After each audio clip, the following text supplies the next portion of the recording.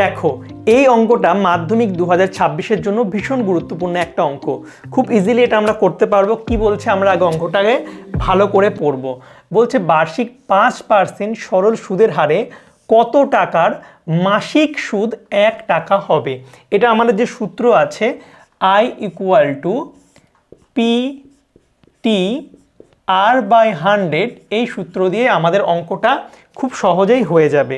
তো আমরা জাস্ট মানগুলো পুট করব। দেখো এখানে আমাদের বলেছে মাসিক 5% সরল সুদের হারে, অর্থাৎ আর কত, আর হয়ে যাবে হচ্ছে আমাদের 5, আর এর জায়গায় আমরা বসিয়ে দেব 5।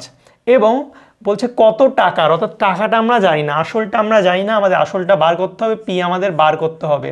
এবং মাসিক বলেছে, মাসিক অর্থাৎ মাস হলে আমাদের সেটাকে বছরে কনভার্ট করতে হয়, অর্থাৎ মাস থেকে বছরে কনভার্ট করলে 1 ছিল, অর্থাৎ 1/12 হয়ে যাবে। ঠিক আছে।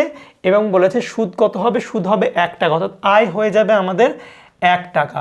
আর নিচে 100 ছিল, 100টা লিখে দেব। এবার যদি কাটাকুটি করি, এখানে 5 দিয়ে যদি আমরা 100-এ কাটি, 5 × 100। এবার কোনাকুনি গুণ করে দেবো। কোনাকুনি গুণ করলে কি হবে, এদিকে p × 1 p হবে এবং এদিকে হবে 12 × 20।